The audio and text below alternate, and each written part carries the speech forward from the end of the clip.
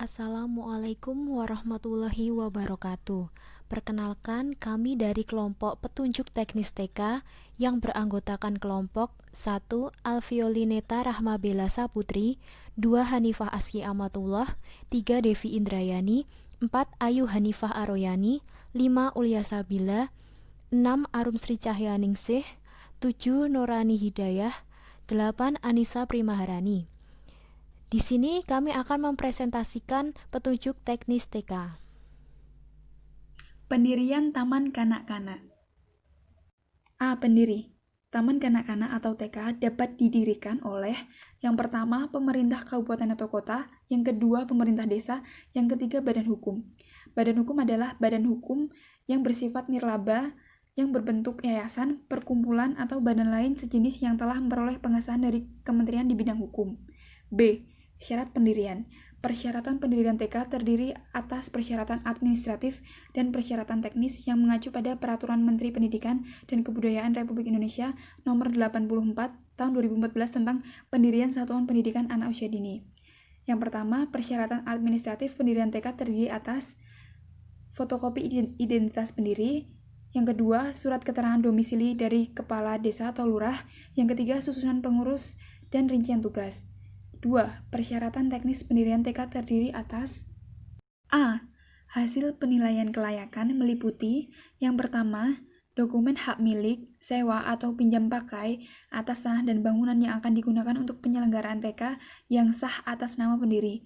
Yang kedua, fotokopi akta notaris dan surat penetapan badan hukum dalam bentuk yayasan, perkumpulan atau badan lain yang sejenis dari Kementerian Bidang Hukum atas nama pendiri atau induk organisasi pendiri, disertai surat keputusan yang menunjukkan adanya hubungan dengan organisasi induk. Yang ketiga, data mengenai perkiraan pembiayaan untuk kelangsungan TK paling sedikit untuk 1 tahun pembelajaran. B.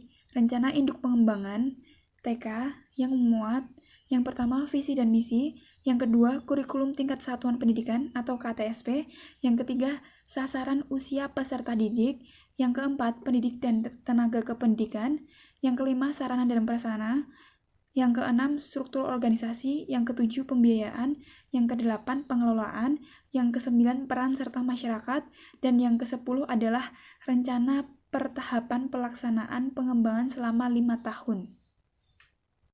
C.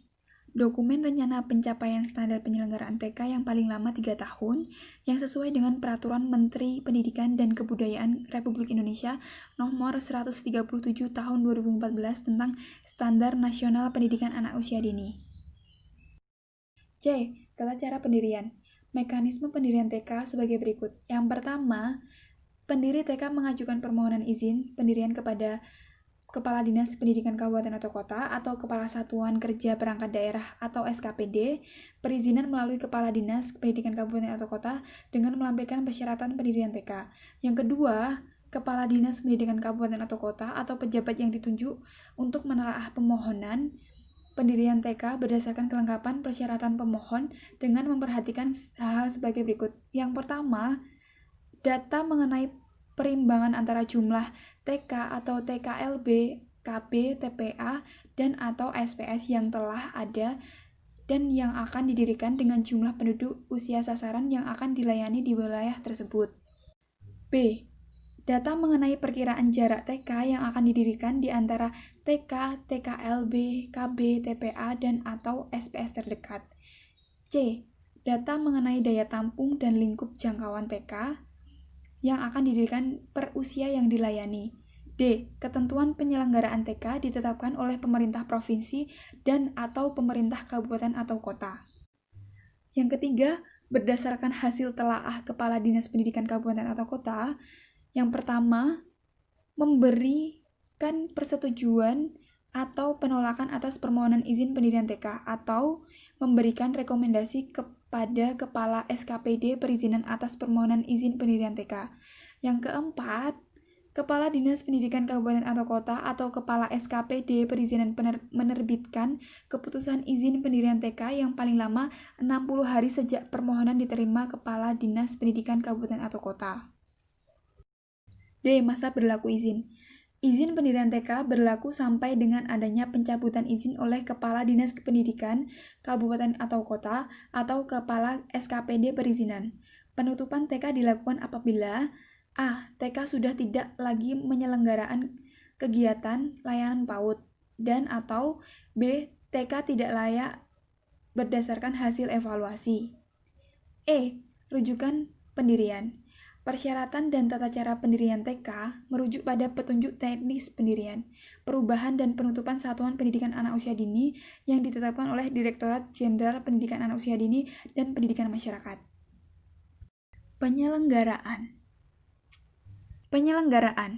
Standar Nasional Pendidikan Anak Usia Dini yang disebut Standar PAUD adalah kriteria tentang pengelolaan dan penyelenggaraan PAUD di seluruh wilayah hukum Negara Kesatuan Republik Indonesia.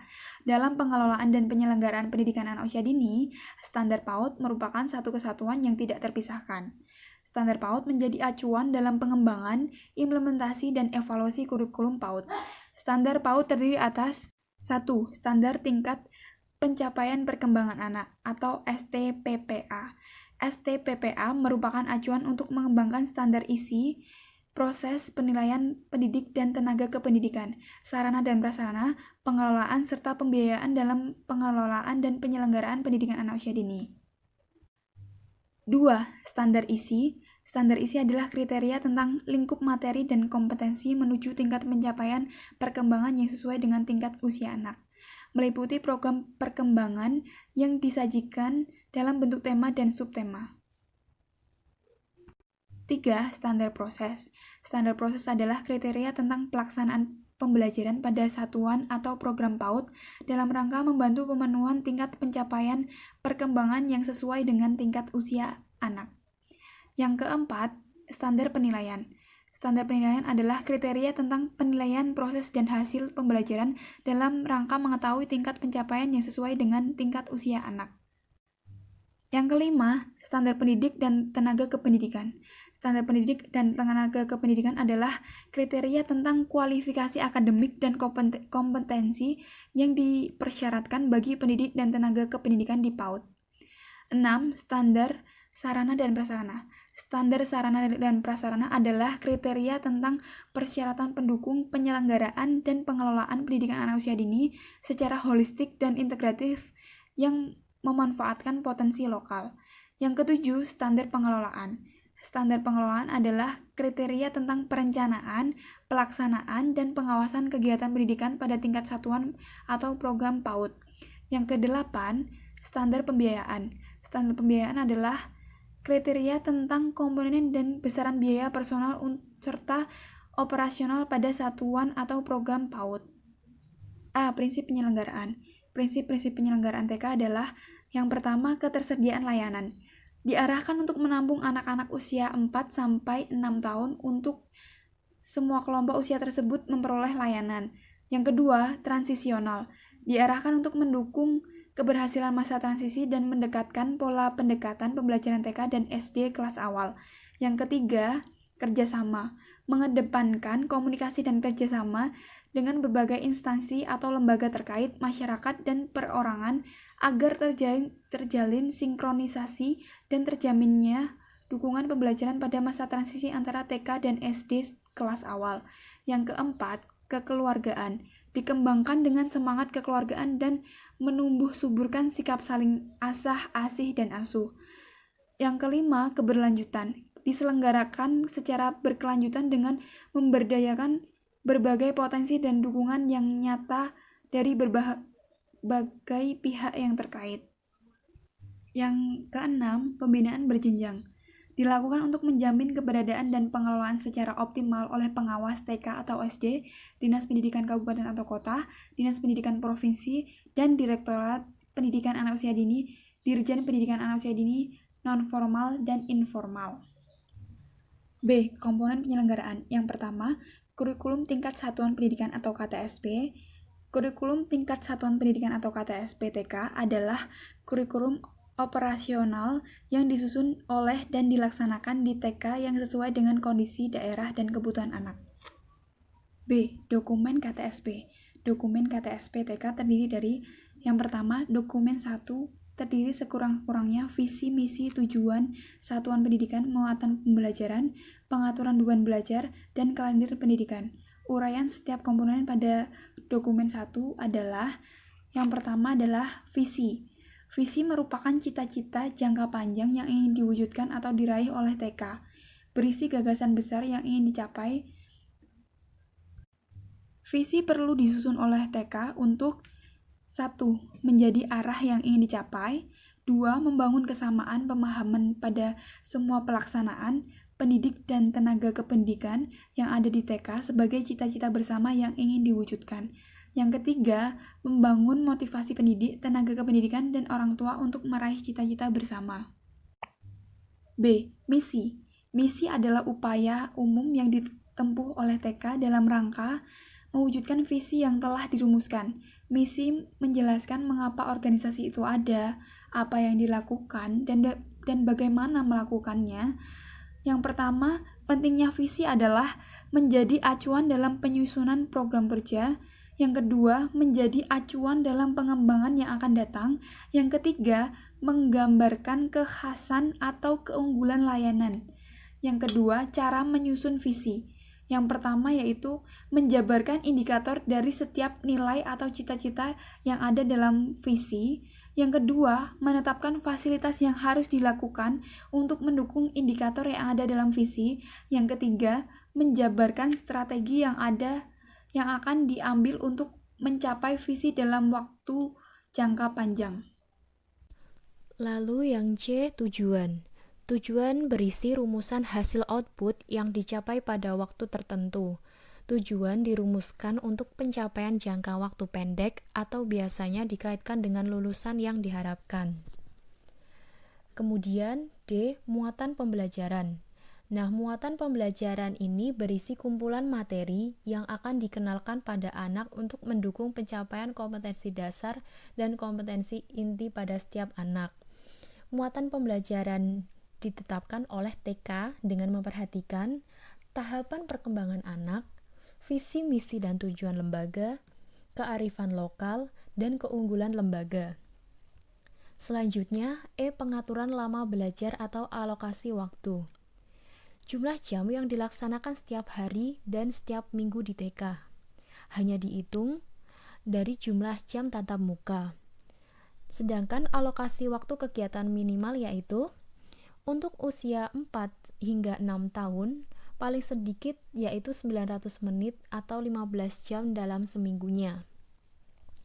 Lalu, usia 4 hingga 6, sekurang-kurangnya 540 menit atau 9 jam setiap minggu, ditambah dengan kegiatan pengasuhan terprogram oleh orang tua di rumah selama 360 menit atau 6 jam setiap minggu.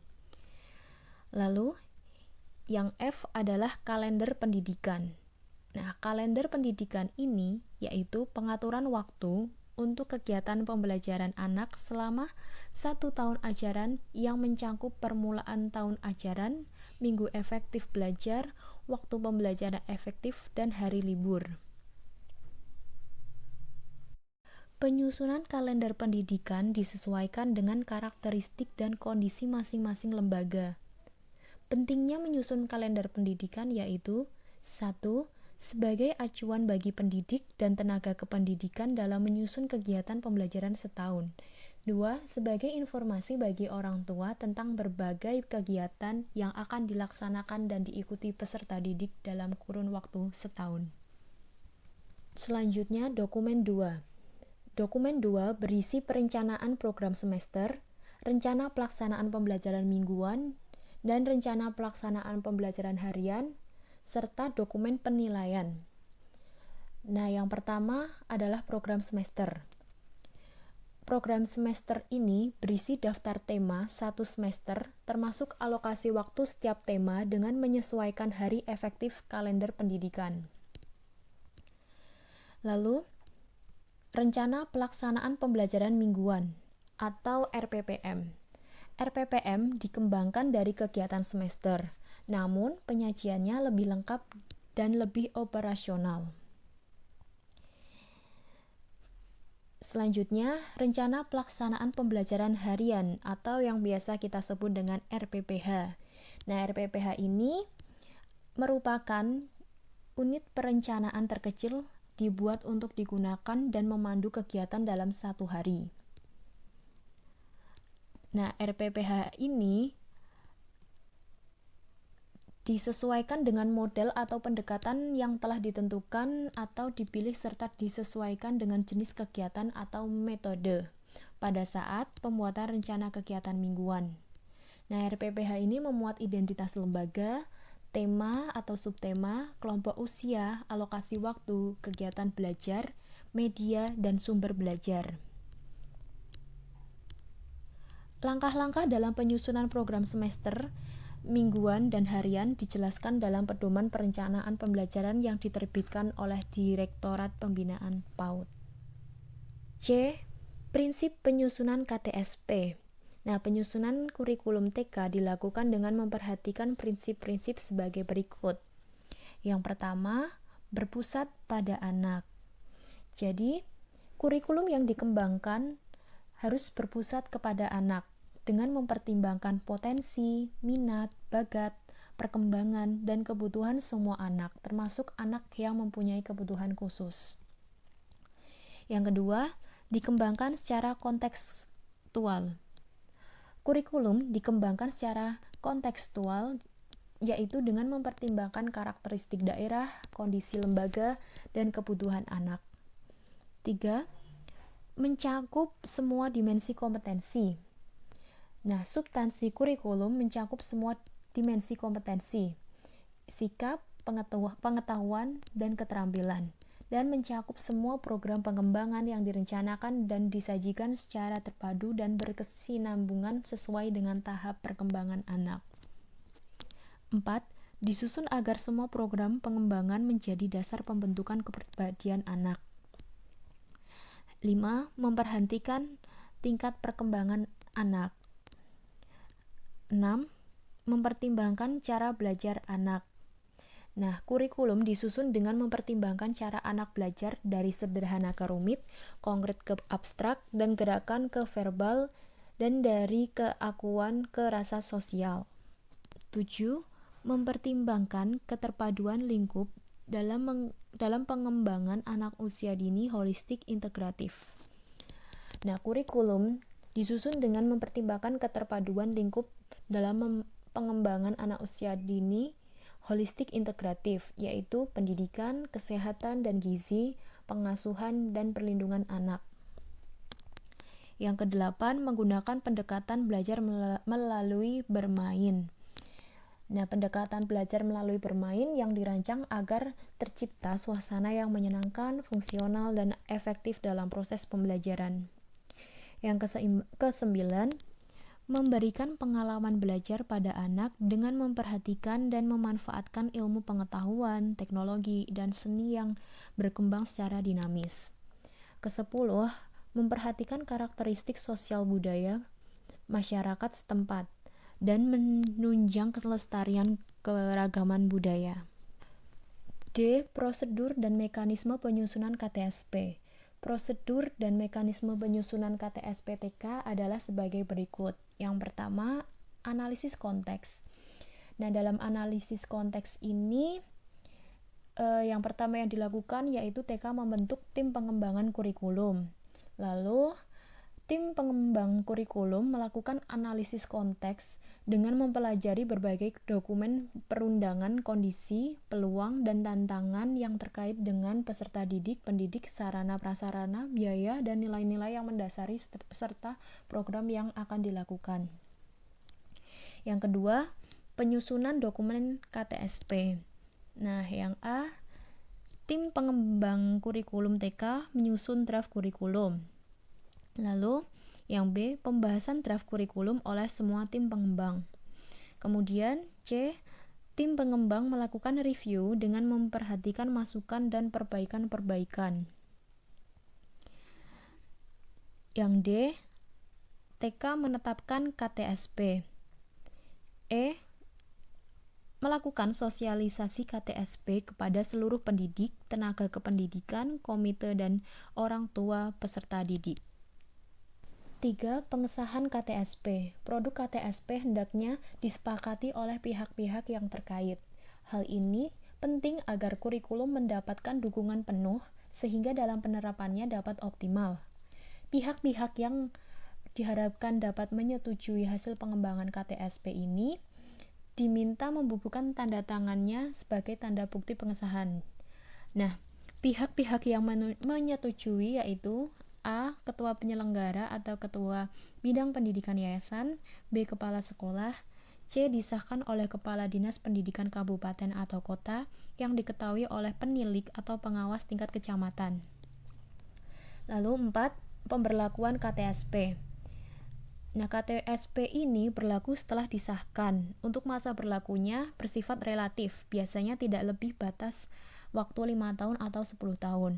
Masa berlaku dapat mengacu pada tenggang waktu masa akreditasi yang diatur dan diberlakukan di daerah tertentu, baik secara lokal maupun nasional. 5. Pihak yang terlibat.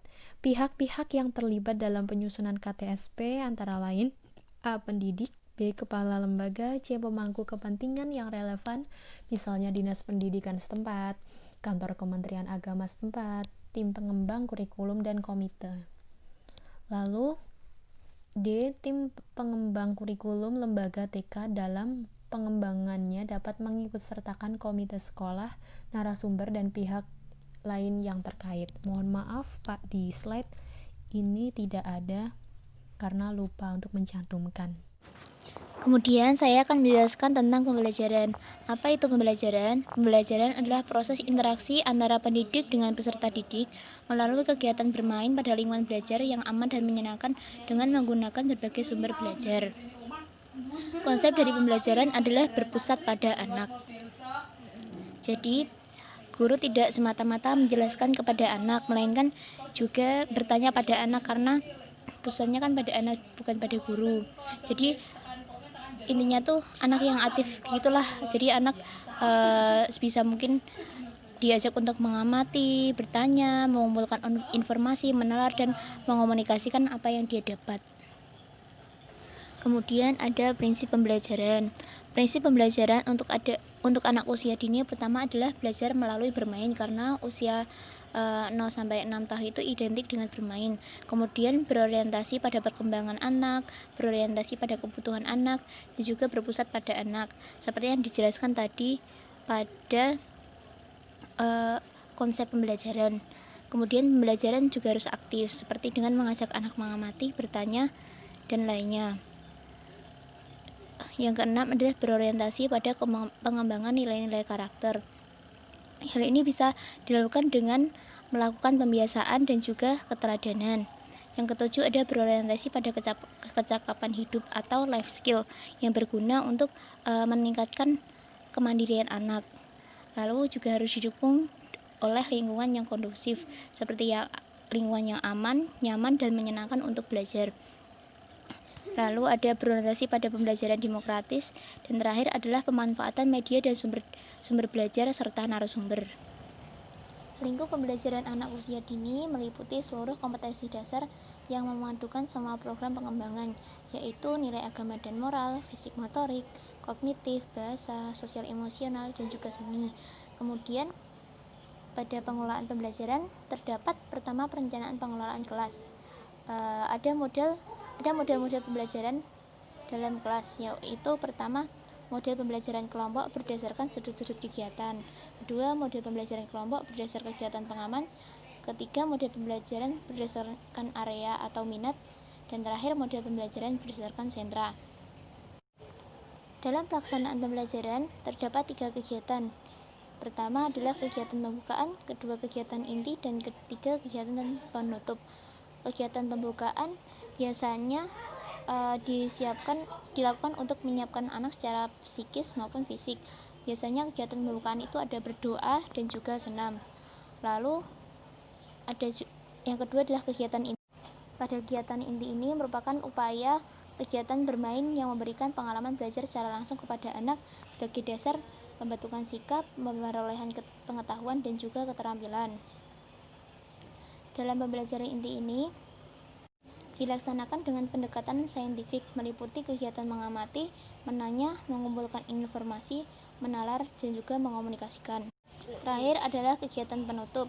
Biasanya kegiatan penutup ini berisi tentang kesimpulan apa yang sudah dipelajari hari ini, lalu nasihat-nasihat, atau bisa juga dengan menyanyi untuk sebagai penenangan. Pengelolaan pembelajaran berikutnya akan dijelaskan oleh Mbak Hanifah. Yang selanjutnya yang ketiga, metode pembelajaran.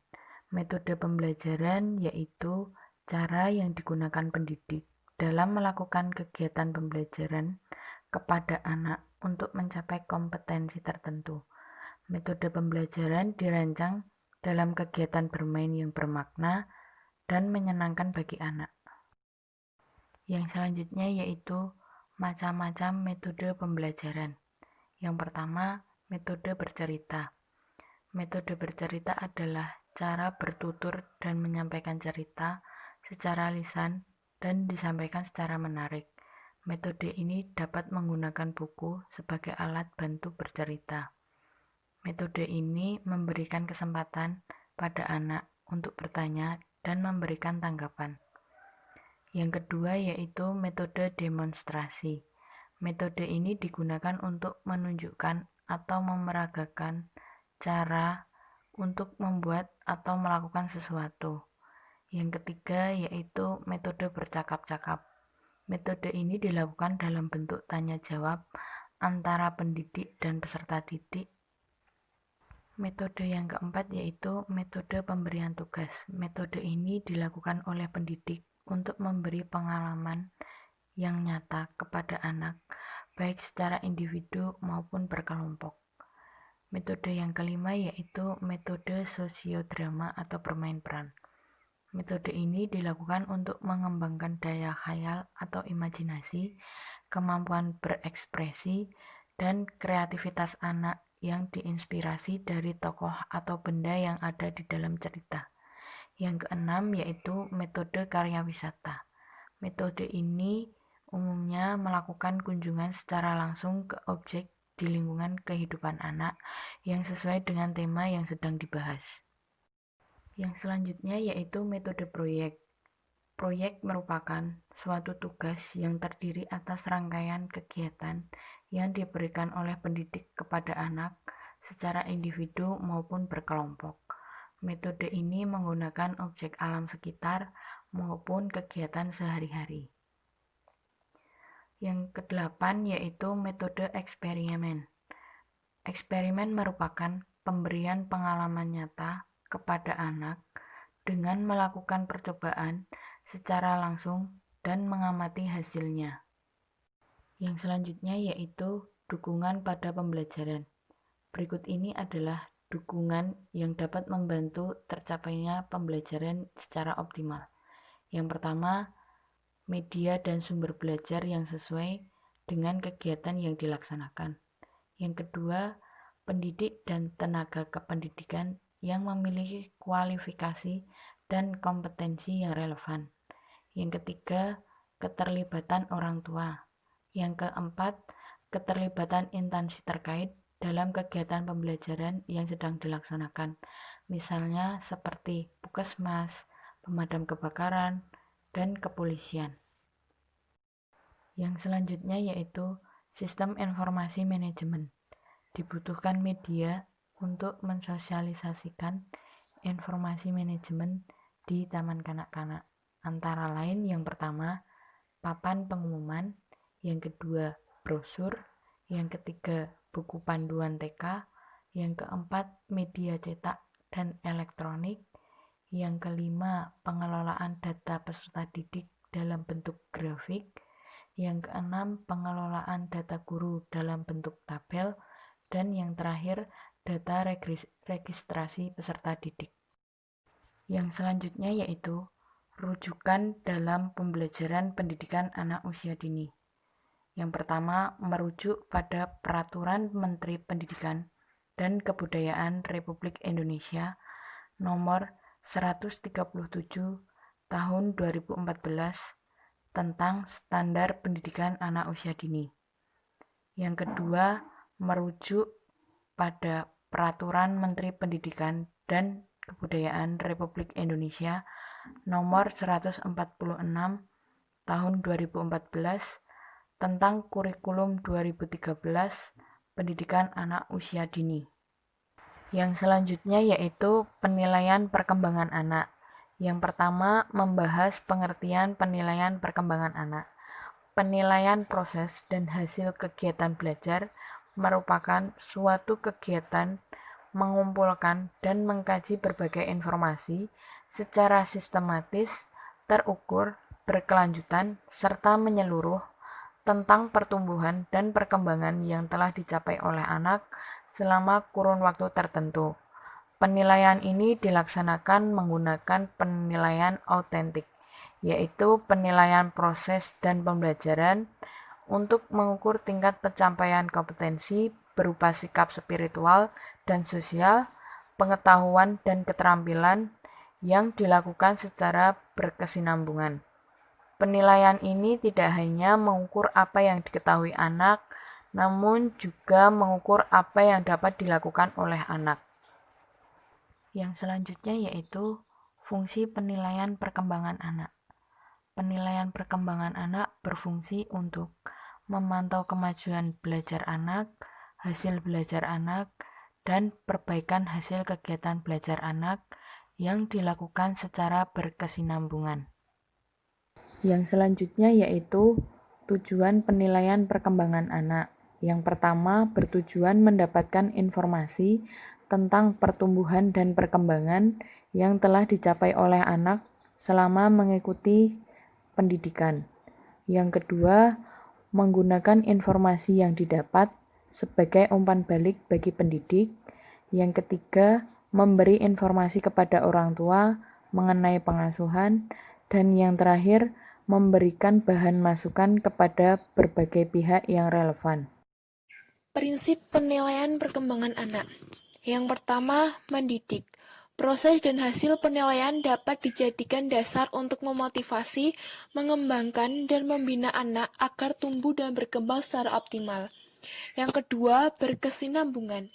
Penilaian dilakukan secara terencana, bertahap, dan terus-menerus untuk mendapatkan gambaran tentang pertumbuhan dan perkembangan anak.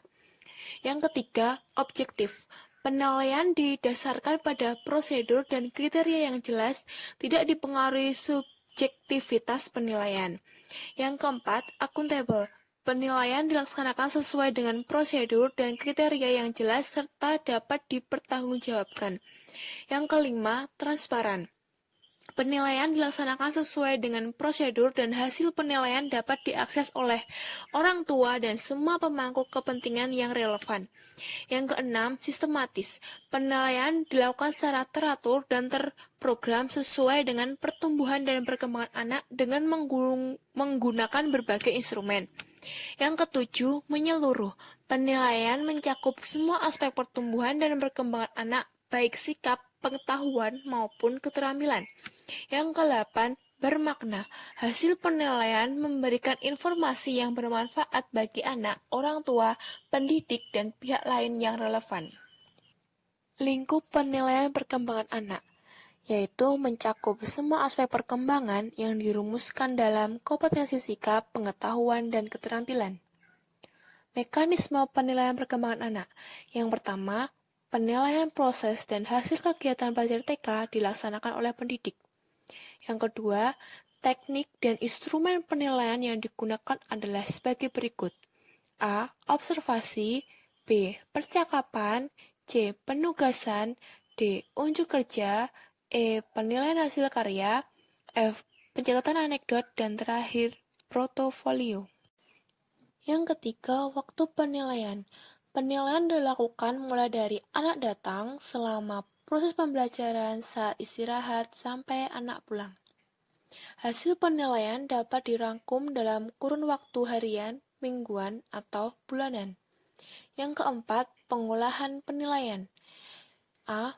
Penilaian proses dan hasil belajar anak dimasukkan ke dalam format yang disusun oleh pendidik setiap selesai melakukan kegiatan.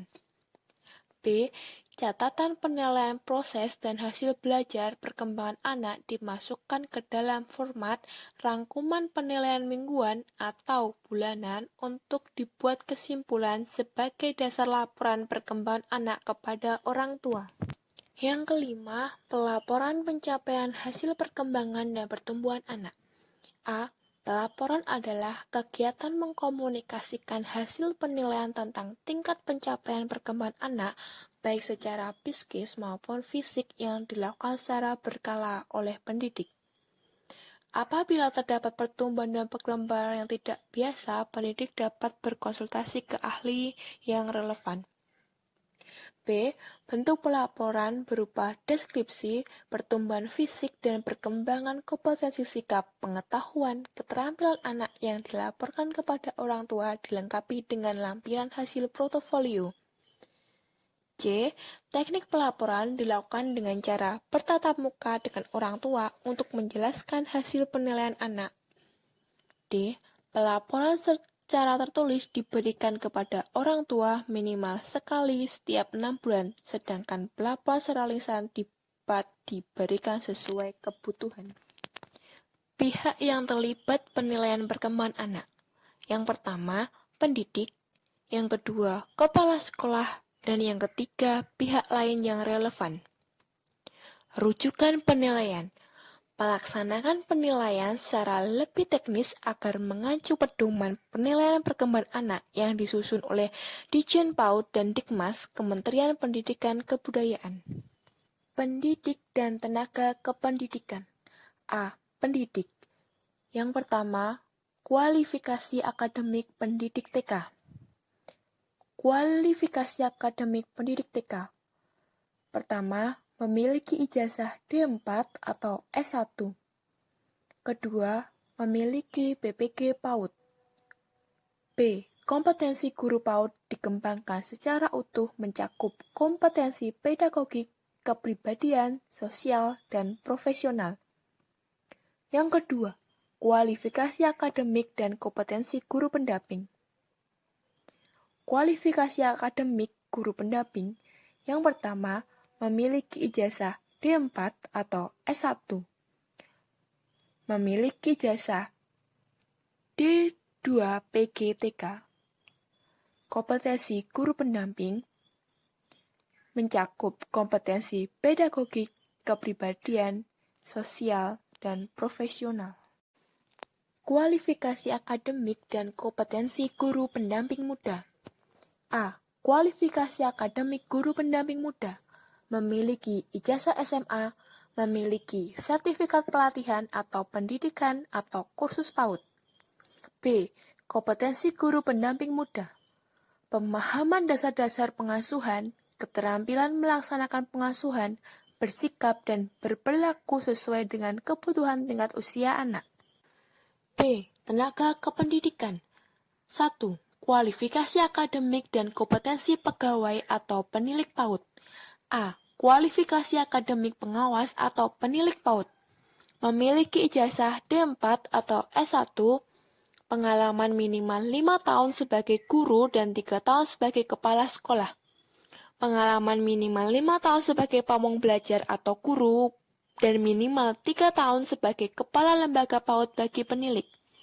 Memiliki pangkat minimum penata golongan ruang 3 atau C3 bagi PNS, usia maksimal 50 tahun saat menjadi pengawas PAUD, usia maksimal 54 tahun pada saat diangkat sebagai penilik PAUD, memiliki sertifikat lulus seleksi calon pegawai atau penilik PAUD, memiliki sertifikat pendidikan dan pelatihan fungsional pengawas atau penilik. Kompetensi pengawas atau penilik PAUD mencakup kompetensi kepribadian, sosial, supervisi manajerial, penelitian dan pengembangan, supervisi akademik, dan evaluasi pendidikan. Kualifikasi akademik dan kompetensi kepala TK dan sejenis lainnya. A. Kualifikasi akademik kepala TK. Memiliki kualifikasi akademik sebagaimana yang dipersyaratkan pada kualifikasi pendidik. Memiliki usia paling tinggi 55 tahun pada saat diangkat menjadi kepala TK.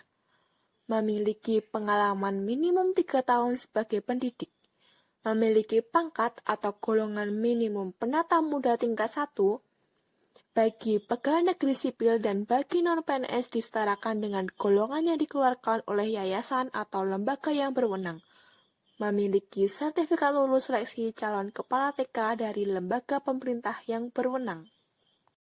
Kompetensi kepala TK. Kompetensi kepala lembaga PAUD mencakup kompetensi kepribadian, kompetensi sosial, kompetensi manajerial, kompetensi kewirausahaan, dan kompetensi supervisi. Nah, selanjutnya yang ketiga adalah kualifikasi akademik dan kompetensi tenaga administrasi TK. Yang pertama, kualifikasi tenaga administrasi TK memiliki ijazah minimum SMA atau sekolah menengah atas. Dan yang kedua, kompetensi tenaga administrasi TK memenuhi kompetensi kepribadian, kompetensi profesional, kompetensi sosial, dan kompetensi manajerial. Adapun upaya yang dilakukan dalam meningkatkan kompetensi pendidik dan tenaga kependidikan, yaitu dapat melalui yang pertama, pelatihan, bisa melalui seminar, workshop, atau magang. Yang kedua bisa melalui referensi, baik dalam bentuk buku, juknis pembelajaran PAUD, ataupun internet. Dan yang ketiga adalah diskusi internal atau eksternal, yang tujuannya untuk berbagi pengalaman baik dengan guru di lembaganya, maupun dengan lembaga lain. Baik, selanjutnya dalam komponen penyelenggaraan TK, sarana dan prasarana, ada persyaratan yang perlu dipenuhi. Yang pertama, memiliki luas lahan minimal 300 meter persegi. Yang kedua, memiliki ruang kegiatan anak yang aman dan sehat dengan rasio minimal 3 meter persegi per anak dan tersedia fasilitas cuci tangan dengan air bersih. Yang ketiga, memiliki ruang guru. Yang keempat, memiliki ruang kepala. Yang kelima, memiliki ruang UKS dan memiliki P3K. Yang keenam, memiliki jamban dengan air bersih yang mudah dijangkau dengan anak dengan pengawasan guru. Yang ketujuh, memiliki ruang lainnya yang relevan dengan kebutuhan kegiatan anak. Yang kedelapan, memiliki alat permainan edukatif yang aman dan sehat serta tidak membahayakan bagi anak yang sesuai dengan SNI atau Standar Nasional Indonesia. Selanjutnya, memiliki fasilitas bermain di dalam maupun di luar ruangan yang aman dan sehat. Dan yang terakhir, memiliki tempat sampah yang tertutup dan tidak tercemar sehingga dapat dikelola setiap hari. Kemudian yang terakhir, poin keenam dalam komponen penyelenggaraan TK yaitu pengelolaan. Yang pertama ada struktur organisasi, di mana dalam pengelolaan TK terdiri dari unsur-unsur yang memiliki tugas dan fungsinya. Yang pertama ada ketua yayasan, yang bertugas yang pertama membuat program pengembangan lembaga dengan berangkat dari visi dan misi. Yang kedua, membuat job description tentang pengelolaan satuan TK. Yang ketiga, berkoordinasi dengan pengelola dalam melaksanakan kegiatan pembelajaran dan pengelolaan secara periodik. Dan yang terakhir, melakukan pembinaan secara rutin terhadap sekolah, terutama yang menyangkut kelancaran proses pembelajaran. Yang kedua, ada kepala taman kanak-kanak yang memiliki tugas. Yang pertama, menyusun visi misi dan program kegiatan TK. Yang kedua, menyosialisasikan visi misi dan program tersebut kepada masyarakat atau orang tua siswa. Yang ketiga, membuat program kerja tahunan, semesteran, bulanan, dan mingguan tentang pengelolaan TK. Yang keempat, membuat perencanaan RAPBS. Dan yang kelima, membina para tenaga pendidik TK secara rutin sehingga mereka mampu melaksanakan tugas secara profesional. Yang keenam, menerima, mengelola, dan melaporkan dana yang diperoleh baik dari para orang tua murid maupun dari pihak lain. Yang ketujuh, membuat laporan kegiatan TK kepada ketua yayasan. Dan yang terakhir, bertugas membuat laporan hasil kinerja guru dan karyawan. Yang ketiga ada tugas sekretaris atau tata usaha. Mereka memiliki tugas yang pertama mencatat pendaftaran ulang siswa. Yang kedua, mendokumentasikan surat masuk dan keluar dari atau ke instansi lain. Yang ketiga, mengisi buku inventaris barang. Jadi di sini sekolah memiliki apa itu dicatat oleh sekretaris. Yang keempat, mengelola data buku registrasi siswa, guru, dan karyawan. Yang kelima, membuat laporan bulanan. Yang keenam, membuat notulen rapat ketika sekolah mengadakan rapat. Yang ketujuh, membuat penjadwalan. Yang kedelapan, bersama kepala sekolah dan guru mendokumentasikan atau menyusun kalender pendidikan. Ini bersama-sama membuat dan menyusunnya. Selanjutnya, bersama kepala sekolah dan guru mendokumentasikan penyusunan program tahunan, program semester, rencana kegiatan mingguan, dan rencana kegiatan harian. Dan yang terakhir, bertugas membuat laporan kegiatan kelompok bermain. Selanjutnya yang keempat ada bendahara. Nah, di sini tugas bendahara yang pertama mencatat pemasukan keuangan yang masuk ke TK. Yang kedua, bersama pengelola membuat perencanaan RAPBS. Yang ketiga, mencatat dan menerima SPP, mengelola dan melaporkan dana yang diperoleh baik dari para orang tua murid maupun dari pihak lain. Yang keempat, mengalokasikan penerimaan data sesuai dengan RAPBS. Yang kelima, mengumpulkan dokumen-dokumen penggunaan dana untuk lampiran pembuatan laporan. Yang keenam, mendistribusikan dana untuk biaya operasional, honor guru, barang habis pakai, dan lain sebagainya. Yang terakhir, bendahara memiliki tugas untuk membuat laporan keuangan kelompok bermain kepada kepala sekolah maupun pengelola. Baik, selanjutnya yang terakhir dalam struktur organisasi TK, yaitu yang kelima, guru kelas. Guru kelas di sini memiliki tugas yang pertama, merencanakan pembelajaran dengan membuat rencana kegiatan mingguan dan rencana kegiatan harian. Yang kedua, guru bersama pengelola dan tim guru lain membuat program tahunan dan program semester. Yang ketiga, melaksanakan pembelajaran sesuai dengan RKM dan RKH. Yang keempat, membuat penilaian pembelajaran dengan teknik penilaian.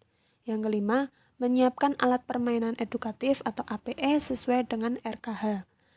Yang keenam, mendokumentasikan portofolio anak. Yang ketujuh, mendokumentasikan hasil kerja anak. Yang kedelapan, mendokumentasikan ekspresi anak ketika anak mengerjakan tugas tersebut. Selanjutnya, pengolahan data penilaian, lalu membuat laporan harian, laporan bulanan, laporan semesteran, dan laporan tahunan. Lalu guru juga bertugas membuat penilaian kinerja sesama guru, dan yang terakhir, guru membuat laporan hasil pengawasan. Nah, untuk selanjutnya, saya akan menjelaskan yang B, alokasi waktu penyelenggaraan proses pembelajaran. Dalam alokasi waktu penyelenggaraan proses pembelajaran, yang pertama, pelaksanaan pembelajaran dalam satu semester terdapat 17 minggu. Yang kedua, dalam satu minggu minimal 900 menit. Yang ketiga, lama pertemuan dalam satu hari tergantung pada jumlah hari belajar dalam satu minggu. Misalnya, apabila pembelajaran berlangsung 5 hari, maka setiap harinya 900 menit dibagi 5 hari, sama dengan 180 menit atau 3 jam. Ini tidak termasuk pada jam istirahat. Yang kedua, apabila pembelajaran berlangsung 6 hari, maka setiap harinya 900 menit dibagi 6 hari, sama dengan 150 menit atau 2,5 jam. Ini juga tidak termasuk jam istirahat. Yang keempat, rasio guru dan anak didik 1:15. Yang selanjutnya, C, administrasi pembelajaran. Nah, di sini ada 6 administrasi pembelajaran yang ada di TK. Yang pertama, program tahunan. Yang kedua, rencana pembelajaran semester. Yang ketiga, rencana pelaksanaan pembelajaran mingguan atau RPPM. Yang keempat, rencana pelaksanaan pembelajaran harian atau RPPH. Yang kelima, dokumen penilaian.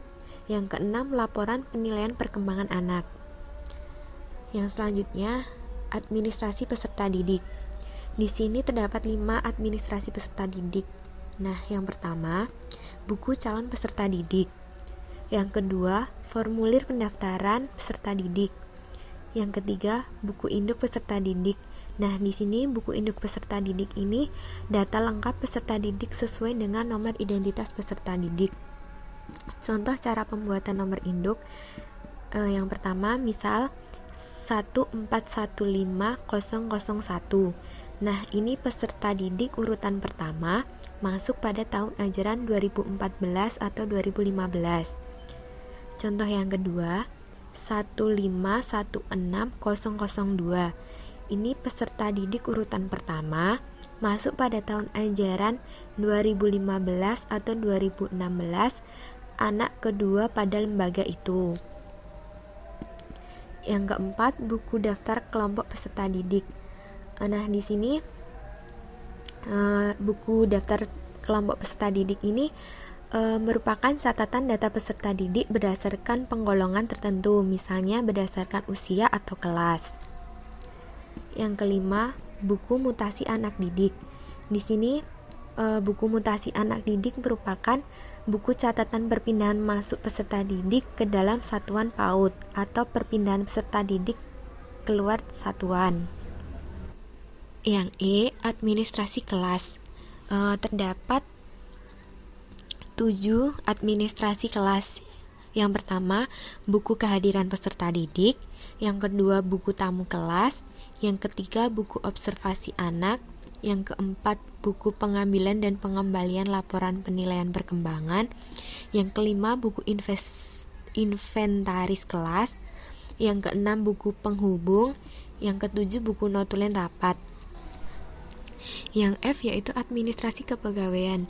Di sini ada 4, yaitu yang pertama data kepegawaian, yang kedua daftar riwayat hidup pegawai, yang ketiga daftar penilaian prestasi pegawai, yang keempat daftar hadir pendidik dan pegawai. Nah, yang selanjutnya yang administrasi perlengkapan dan barang, terdapat 5 administrasi dalam perlengkapan dan barang. Yang pertama, buku inventaris gedung dan barang. Yang kedua, buku inventaris buku perpustakaan. Yang ketiga, buku inventaris alat permainan edukatif. Yang keempat, buku permainan dan pengeluaran barang, buku penerimaan dan pengeluaran barang. Yang kelima, buku penghapusan barang. Yang selanjutnya, administrasi keuangan. Terdapat 4 dalam pembuatan administrasi keuangan. Yang pertama, rencana kerja anggaran sekolah. Yang kedua, buku kas umum atau kas bulanan. Yang ketiga, buku kas harian. Yang keempat, laporan keuangan. Sedangkan untuk administrasi umum terdapat 6, yaitu yang pertama, buku ekspedisi. Yang kedua, buku tamu. Yang ketiga, laporan bulanan. Yang keempat, notulen. Yang kelima, buku surat masuk dan keluar. Yang keenam, rencana kegiatan jangka menengah. Nah, untuk yang selanjutnya yaitu kemitraan. Di sini bentuk kerjasama yang dibangun di TK memiliki ciri-ciri. Yang pertama, formal. Ini dibuktikan dengan surat kerjasama. Yang kedua, relevan sesuai dengan kebutuhan TK. Yang ketiga, saling menguntungkan.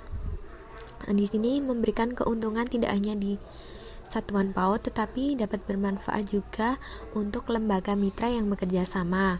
Yang keempat, berkelanjutan. Nah, ini bentuk kerjasamanya diselenggarakan secara terus-menerus. Yang selanjutnya, komponen pembiayaan. Komponen pembiayaan penyelenggaraan TK meliputi yang pertama, biaya investasi. Biaya investasi ini digunakan untuk pengadaan dan pemeliharaan sarana prasarana serta pengembangan sumber daya manusia. Yang kedua, biaya operasional. Biaya operasional ini digunakan untuk gaji pendidik dan tenaga kependidikan serta tunjangan yang melekat. Lalu, penyelenggaraan program pembelajaran. Yang ketiga, biaya personal. Biaya personal ini digunakan sebagai biaya pendidikan yang dikeluarkan untuk anak dalam mengikuti proses pembelajaran.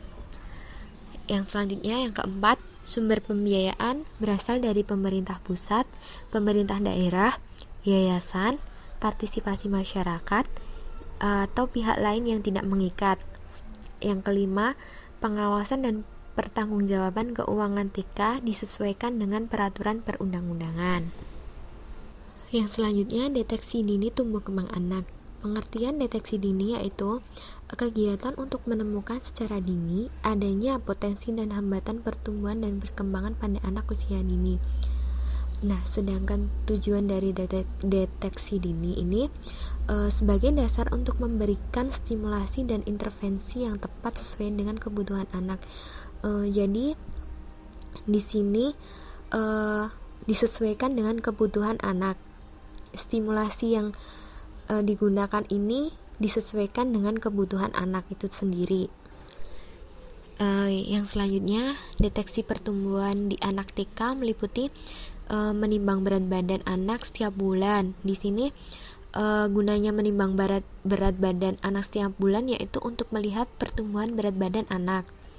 Yang selanjutnya, mengukur tinggi atau panjang badan anak setiap bulan. Gunanya untuk melihat pertumbuhan tinggi atau panjang badan anak.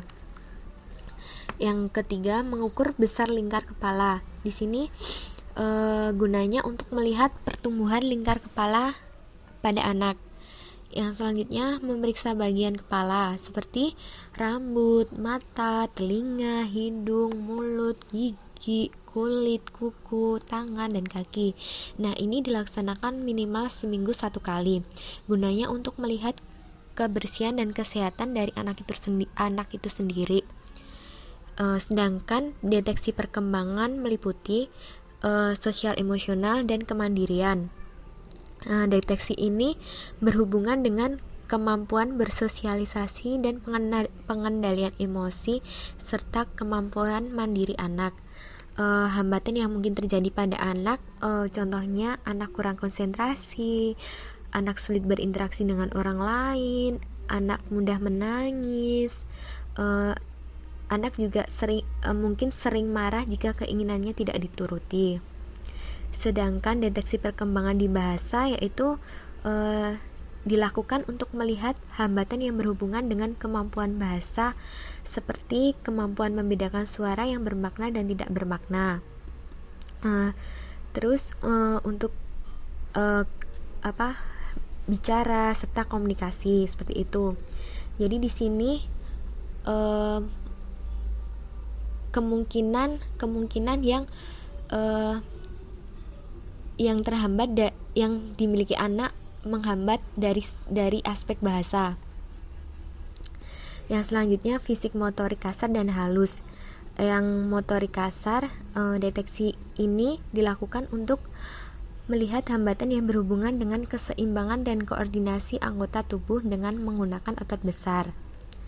Sedangkan yang motorik halus, deteksi ini dilakukan untuk melihat hambatan yang melibatkan gerak bagian tubuh tertentu yang memerlukan koordinasi yang cermat antara otot-otot kecil, halus, dan mata serta tangan.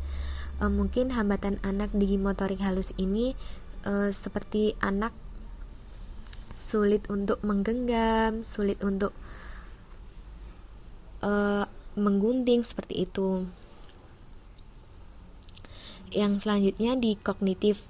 Deteksi dini pada aspek kognitif dilakukan untuk melihat hambatan yang berhubungan dengan aspek kematangan proses berpikir. Sedangkan di deteksi perkembangan penglihatan, deteksi ini dilakukan untuk melihat hambatan yang berhubungan dengan pengamatan melalui panca indera seperti penglihatan yang merupakan keterampilan untuk melihat persamaan dan perbedaan bentuk, warna, benda sebagai dasar untuk pengembangan kognitif anak.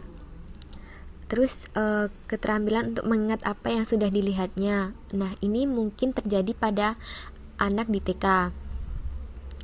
Terus untuk deteksi pendengaran dilakukan untuk melihat masalah yang berhubungan dengan keterampilan untuk mampu mendengar perbedaan dan persamaan suara, untuk mengingat suara-suara atau bunyi. Nah, itu merupakan contoh hambatan yang mungkin dimiliki oleh anak TK di pendengarannya. Nah, langkah-langkah deteksi dini tumbuh kembang yang pertama, persiapkan buku deteksi dini tumbuh kembang. Yang kedua, persiapkan kartu deteksi dini tumbuh kembang. Yang ketiga, tentukan umur anak. Nah, yang keempat, cantumkan dan lingkari tanggal pemeriksaan di kotak umur anak. Yang kelima, lakukan pemeriksaan. Nah, pada saat pemeriksaan ini, jika anak sudah mampu, berikan tanda silang pada kotak yang tersedia. Dan apabila jika anak tidak mampu, lihatlah kemampuan anak satu tingkat di bawah usianya. Lalu, hubungkan tanda centang menjadi sebuah garis yang saling berhubungan. Dalam hasil pemeriksaan dapat dibahas bersama apakah anak perlu distimulasi, atau apakah anak perlu dirujuk, atau apakah anak sudah sesuai umur perkembangannya. Nah, di sini kita perlu mencatat hal-hal yang ditemukan pada saat pemeriksaan. Contohnya, bagaimana sikap anak pada saat pemeriksaan dilakukan, dan catat bagaimana kondisi anak pada saat pemeriksaan. Nah, yang selanjutnya tindak lanjut hasil deteksi. Di sini terdapat dua, yaitu tindak lanjut oleh pendidik dan tindak lanjut oleh pusat rujukan. Yang pertama, tindak lanjut oleh pendidik. Apabila ditemukan hambatan perkembangan, diperlukan kesepahaman antara orang tua dan pendidik untuk penanganan lebih lanjut. Jika dirasa perlu, pendidik dapat merekomendasikan kepada orang tua untuk melakukan konsultasi ke ahli yang relevan, seperti kepada staf puskesmas, terapis, psikolog, atau dokter. Sedangkan untuk tindak lanjut oleh pusat rujukan, berdasarkan hasil kesepakatan orang tua, maka pusat rujukan dapat menindaklanjuti hasil deteksi anak sesuai dengan kebutuhan yang dibutuhkan oleh anak itu sendiri. Evaluasi, pelaporan, dan pembinaan. Evaluasi. 1. Pengertian. Evaluasi penyelenggaraan program adalah kegiatan untuk melakukan penilaian terhadap proses pelaksanaan penyelenggaraan program lembaga taman kanak-kanak. 2. Tujuan. Untuk mengetahui sejauh mana kekuatan, kelemahan, peluang, tantangan atau ancaman, dan permasalahan yang ditemukan atau dihadapi dalam penyelenggaraan taman kanak-kanak, yang selanjutnya dijadikan acuan penyempurnaan dalam pembinaan dan pengelolaan program selanjutnya. Evaluasi juga dilakukan untuk memperoleh gambaran tentang penyelenggaraan taman kanak-kanak yang berhubungan dengan peserta didik, pendidik, dan tenaga kependidikan, kurikulum, sarana dan prasarana pembiayaan. 3. Aspek yang dievaluasi. A. Kesesuaian program dengan visi, misi, dan tujuan lembaga. B. Kurikulum, rencana kegiatan semester, rencana kegiatan mingguan, dan rencana kegiatan harian, serta jadwal harian. C. Kinerja pendidik dan tenaga kependidikan. D. Keamanan, kenyamanan, dan kebersihan lingkungan, sarana, alat bermain, dan bahan bermain yang dimiliki serta digunakan anak. E. Kelengkapan administrasi. 4. Waktu evaluasi. Pelaksanaan evaluasi dapat dilakukan secara berkala dan berkesinambungan sesuai dengan kebutuhan, sekurang-kurangnya setiap 6 bulan sekali. Pelaporan. 1. Pengertian pelaporan. Pelaporan adalah proses penyampaian data dan atau informasi mengenai kemajuan penyelenggaraan lembaga dan pembelajaran di taman kanak-kanak yang dilakukan secara periodik atau berkala. 2. Tujuan pelaporan. Pelaporan dilakukan untuk mengetahui keberadaan dan kemajuan lembaga dan peserta didik selama berada di taman kanak-kanak. 3. Prinsip pelaporan. A. Pelaporan dibuat secara sederhana dengan menggunakan bahasa yang mudah dipahami. B. Data yang dijadikan bahan laporan harus akurat dan sesuai kondisi yang sebenarnya. C. Laporan bersifat deskriptif dan informatif. D.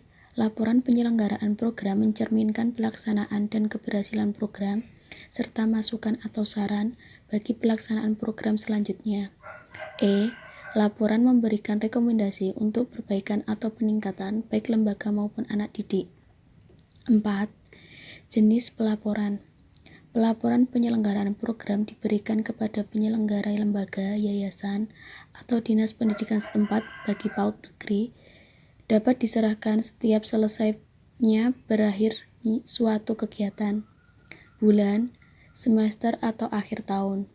Periode penyerahan laporan tersebut disesuaikan dengan jenis program.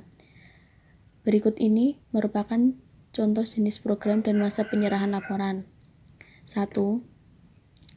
Jenis program kegiatan program pembelajaran semester 1. Masa penyerahan akhir semester 1 dilaksanakan oleh kepala sekolah, ditujukan kepada yayasan, dinas bagi lembaga negeri. 2. Kegiatan program pembelajaran semester 2. Masa penyerahan akhir semester 2 dilaksanakan oleh kepala sekolah, ditujukan kepada yayasan, dinas bagi lembaga negeri. 3.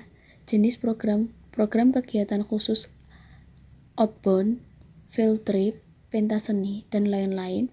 Masa penyerahan maksimal 1 bulan setelah berakhirnya kegiatan dilaksanakan oleh panitia, ditujukan kepada kepala sekolah.